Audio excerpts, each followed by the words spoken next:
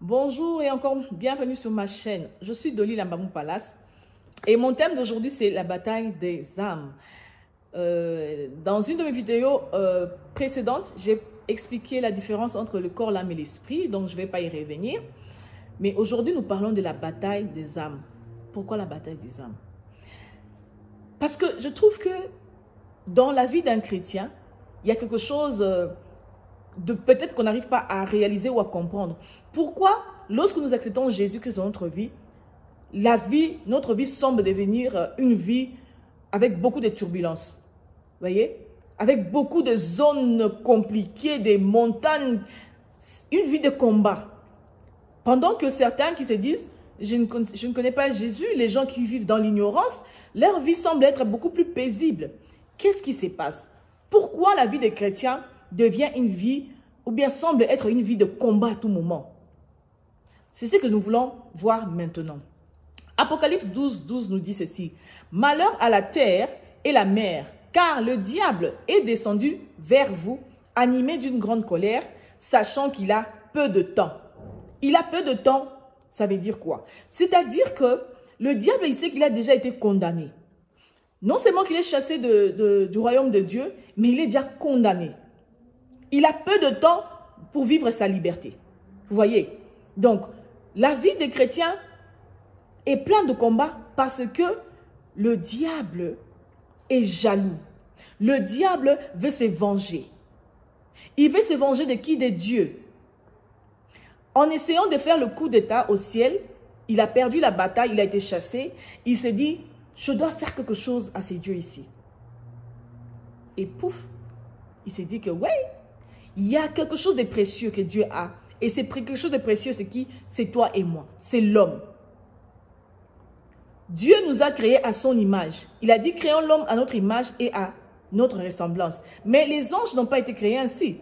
Et au-dessus de ça, Dieu dit que il nous a créés peu inférieurs à lui, supérieurs aux anges. Donc supérieurs à l'ange Michael, supérieurs à Lucifer. Et le diable n'a pas pu supporter ça. Voyez un peu, il s'est précipité à venir sur terre pour s'attaquer à l'homme. Et il prend un grand refuge où c'est à la mer, comme la Bible nous dit. Il s'est précipité sur la terre et la mer. La terre parce que nous sommes là, étant qu'humains, et la mer est un refuge vraiment pour lui. C'est comme si c'était sa maison. Voilà la raison pour laquelle nous entendons dans les témoignages, il y a un monde marin et puis il y a beaucoup de choses là-bas parce que le diable est assis, il a mis pratiquement, je peux dire, entre guillemets, son trône là-bas. Ok? Donc, voilà pourquoi la vie d'un chrétien semble être une vie pleine de turbulences. Je veux dire à un chrétien aujourd'hui que sache que cette vie-là ne va pas s'arrêter jusqu'au jour où tu vas mourir ou bien jusqu'au jour où Jésus va revenir. Le combat, tu l'auras toujours. La guerre, ils te le feront. Ok? Toujours. Mais que cela ne puisse pas te fatiguer. Pourquoi il ne faut pas que tu te fatigues? Parce que le diable a un seul objectif. C'est s'accaparer de ton âme. Le diable veut s'accaparer de ton âme et de mon âme. Il est esprit. Il n'a rien à faire avec notre corps. Rien du tout. Le corps, il sait que le corps va redevenir poussière. Il est jaloux de notre âme, l'âme que Dieu a sauvée, en donnant Jésus-Christ comme son Fils unique Jésus, comme notre Seigneur et notre Sauveur. C'est par Jésus-Christ que nous sommes sauvés. Mais lui, il est déjà condamné et il a peu de temps. Il ne peut plus être sauvé. Et le diable, connaissant cela, il veut prendre ton âme, il veut prendre mon âme. Et il utilise tous les moyens possibles pour arriver à sa fin, à réussir un peu sa mission. Vous voyez un peu, c'est un jaloux, c'est un rusé. Il utilise toute forme de ruse pour nous attraper, pour nous affaiblir. Et comme je dis, le diable est immortel. Nous sommes des mortels, la chair est mortelle, mais nos âmes ne sont pas mortelles. Ce sont nos âmes, comme j'ai parlé un peu dans l'autre vidéo, si vous pouvez revoir ça, pour que j'avance un peu ici. Vous voyez un peu, le diable est immortel, il n'a pas besoin de nos corps. Mais qu'est-ce que le diable fait pour nous affaiblir? Il n'envie pas nos corps. Tu peux avoir tout ce que le monde te donne, le matériel, tout. Le diable ne t'envie pas. Parce que lui-même aussi, il donne ces choses-là. Mais ce que lui, il veut, il cherche, c'est ton âme. C'est pour ça que je dis, il y a la bataille des âmes. Tous les mal que le diable nous fait, c'est seulement parce qu'il veut prendre nos âmes. Nous allons même voir ça dans Job 2, 4 à 5. On connaît l'histoire de Job, ok, je ne vais pas y revenir. Et Satan répondit à l'Éternel, peau pour peau, tout ce que possède un homme, il le donne pour sa vie. Mais étends ta main, touche à ses os et à sa chair, et je suis sûr qu'il te maudit en face. Regarde un peu la stratégie du diable. Il connaît tellement l'homme, il connaît l'homme très bien. Il sait que la chair est faible. La Bible nous le dit, la chair est faible, l'esprit est disposé.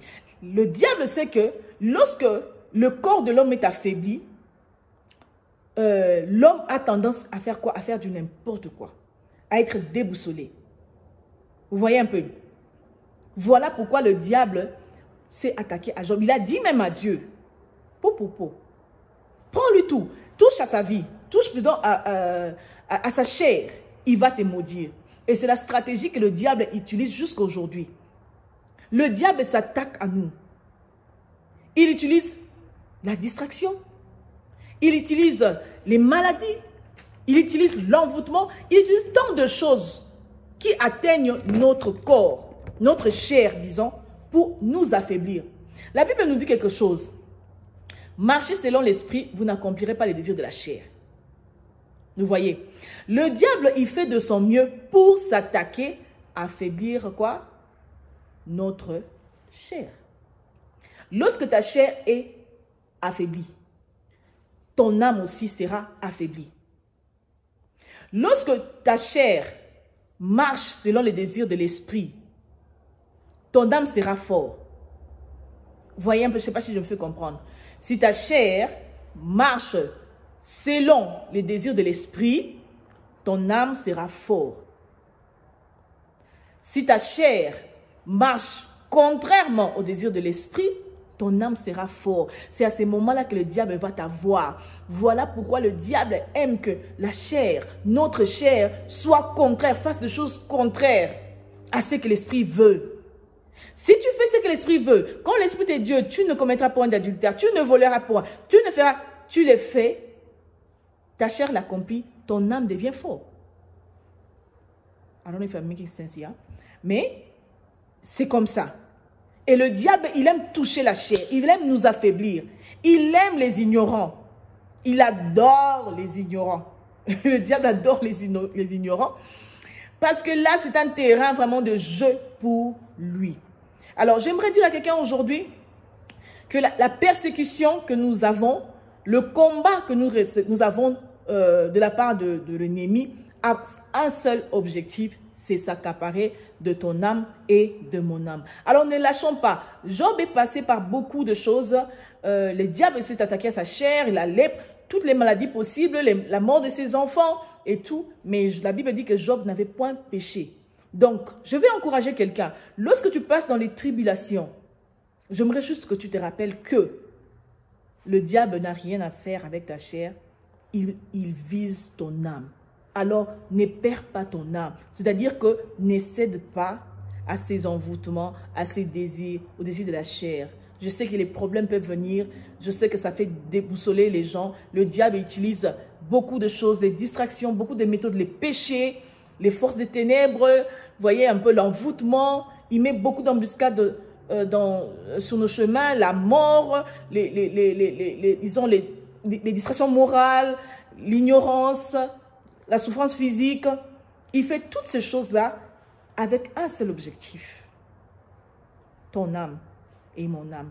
Donc, je t'encourage aujourd'hui à vraiment être fortifié.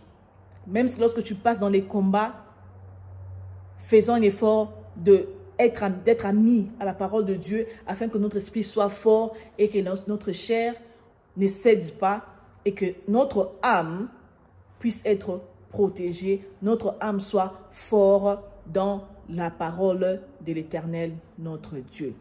Voilà, je m'arrête par là. Donc, je dirais que accomplissons plutôt les désirs de l'esprit et non pas de la chair parce que cela nous rend faibles. Nous devenons des maillons faibles des proies à l'ennemi pour être facilement capturés. Vraiment que le Seigneur vous bénisse. Si vous êtes nouveau sur ma chaîne, je vous prierai de vous abonner, de partager la vidéo. Si vous avez un commentaire ou bien une question, vous pouvez m'écrire. Je vais apprécier aussi. Et puis, surtout, n'oubliez pas de partager afin que nos âmes soient sauvées et que nous puissions continuer à gagner les âmes au nom du Seigneur Jésus-Christ. Que le Seigneur vous bénisse. On se voit à la prochaine vidéo.